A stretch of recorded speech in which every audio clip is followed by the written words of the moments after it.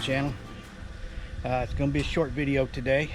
I wanted to let y'all see the difference between cut and chop and clean and burn, and why there's the two differences, and why you should decide on which one you want to do. I'm not this is not to try and get somebody to do one or the other.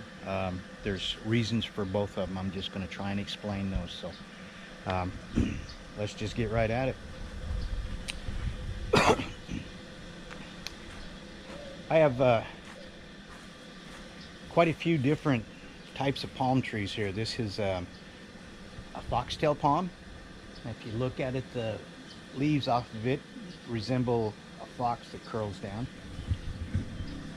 These palms are red palms, obvious. This is another foxtail palm, and it's probably the largest tree we have on the property. I have no idea what kind this is, but it does drop those down here on a regular basis, so we don't want to leave them there. And the reason being on the why I pick stuff up is to keep the property looking pleasant for me. I want it to look nice, and to do that, I can't let these leaves drop and stay on the ground. So this is a coconut palm. The wife has put orchids around it. This set of palms right here is green palms, obvious. These are a form of yellow palm, which is exactly what all of these crossed here, all along the side of the driveway. These are what you call the yellow palm. What happens is when they get close to starting to fall off, the palm leaves turn yellow like that, and when they get lots of sun, they turn yellow.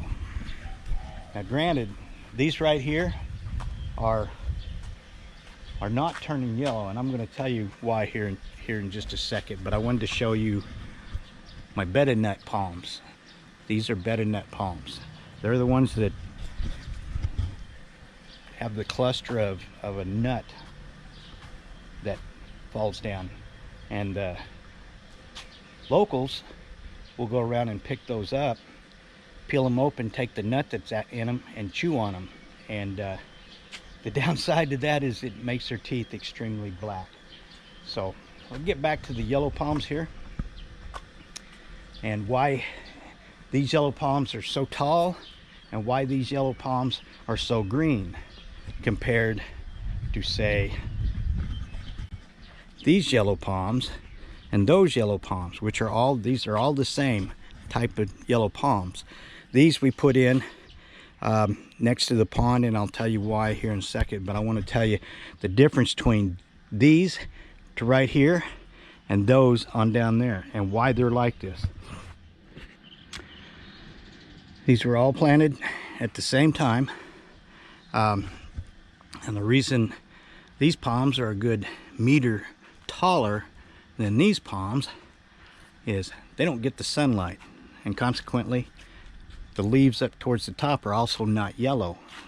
They're more of the dark green, and the reason being is they're trying to reach to the sun, which if you look up there is a long way for them to go to get there, but it has increased the height growth quite a bit in less than a year's time from when we put them. Now these yellow palms over here, the reason we put them there was not to offset the fact we had yellow palms over here, but because of these right here. When we had to dig those out to put them in, and I've got, I think, 11, 13 of them in here or something like that. But anyhow, when we dug these out, the root system from these yellow palms had covered this entire area here with a root pack about yay thick and woven just like carpet, and it was extremely tough to cut through that. But the good thing is that makes a good system to hold dirt from washing away. which consequently is what I wanted down through here, was a root system that would come in and take care of this and keep any of it from washing down into the pond. So consequently, that's what we got, and it's worked pretty good.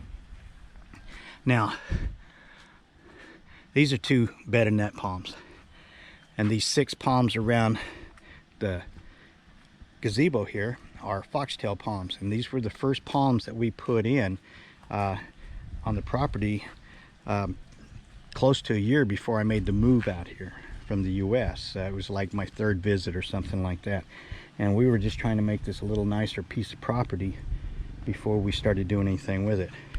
Now, these right here, I'm told, are not palms, but just a plant, and a vicious plant.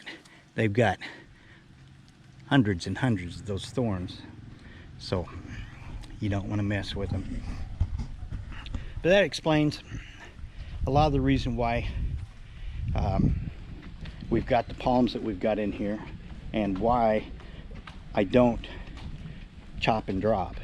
I like to clean and burn, and I don't just burn to burn. I take what's left over from the burn and I dump it with leaves and grass clippings, because I catch all the grass clippings when I do the property. So I take that and I pile it up, moisten it up, turn it over several times, and I end up with good compost. And everybody knows compost is great for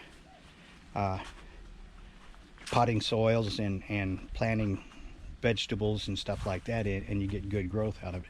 So that, folks, is why I clean and burn, and why some people chop and drop.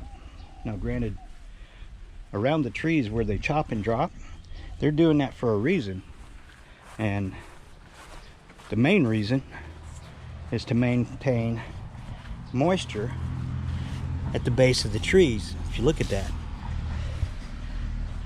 if you put enough stuff around the base of the trees, for one, weeds won't grow, and 2, it'll hold moisture, so it doesn't take near as much watering during the dry season to keep that working good for you.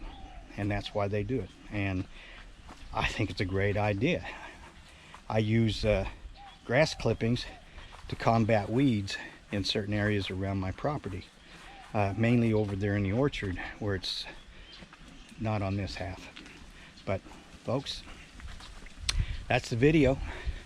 Hope you enjoyed it, and maybe it was a little longer than what I said it was going to be, but hope you enjoyed it, and I'll talk to y'all later.